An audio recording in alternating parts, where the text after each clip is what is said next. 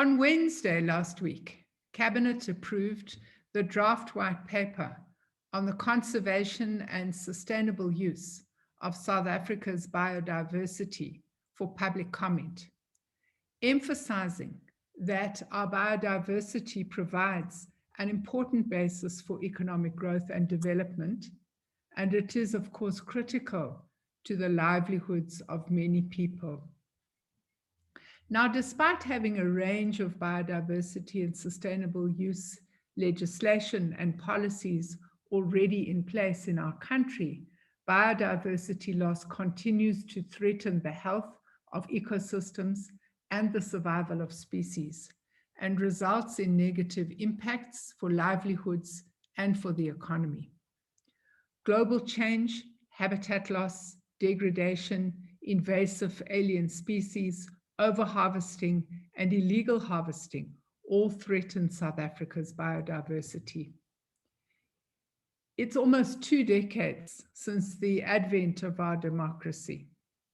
And unfortunately, our biodiversity sector remains largely untransformed, and there is inequality in access to benefits arising from biodiversity and associated ecosystem services. Furthermore, the sector has not reached its potential in terms of the contribution to the national economy and the gross domestic product. Biodiversity and its use is a catalytic engine for rural economies and value chains that emerge from these, and this needs to be fully realized. The draft white paper gives effect to the recommendations made by the high-level panel of experts appointed in 2019 to review our current policies, legislation, and practices on matters of elephant, lion, leopard, and rhino management, breeding, hunting, trade, and handling. The high-level panel recommendation provides a very clear way forward on how to address key sector challenges. This panel consulted widely, including with different spheres of government, wildlife industry stakeholders, conservation and animal welfare NGOs, as well as traditional leaders, traditional healers, and communities adjacent to the Big Five protected areas in Northwest, Limpopo, Mpumalanga, KwaZulu-Natal, and the Eastern Cape. The voices of these stakeholders have a strong presence in the report of the high-level panel and informed many of the recommendations.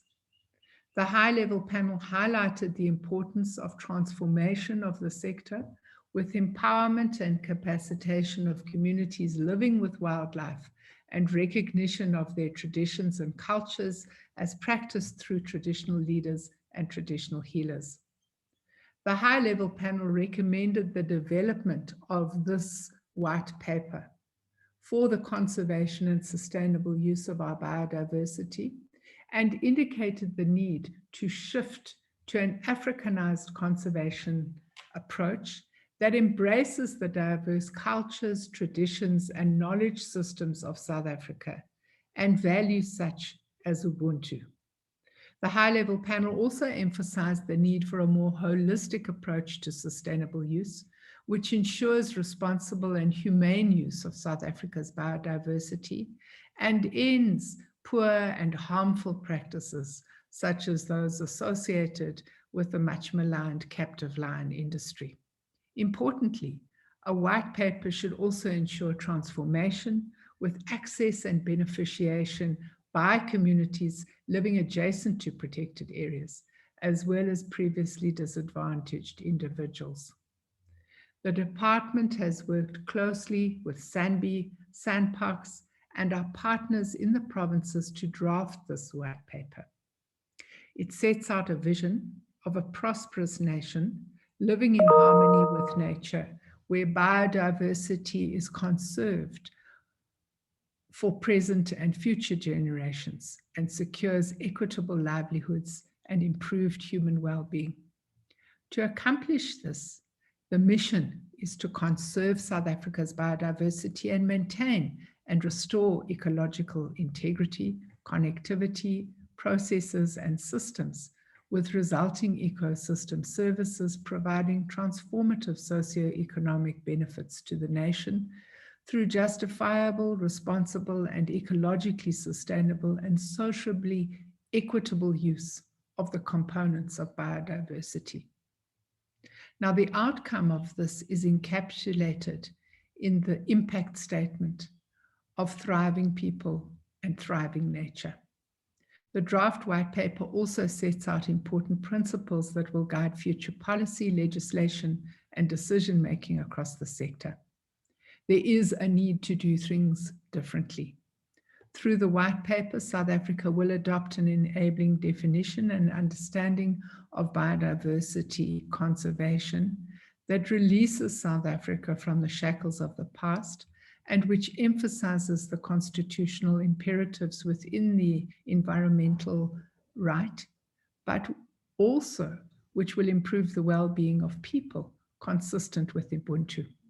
Furthermore, the white paper will reshape ecologically sustainable use of components of biodiversity in a manner which forefronts the responsibilities incumbent on use, including ensuring species persistence and the ecological integrity of ecosystems.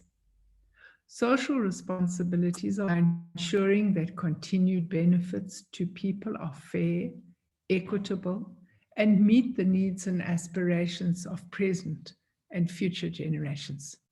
Furthermore, in the case of animals, use must be humane and not compromise their well-being.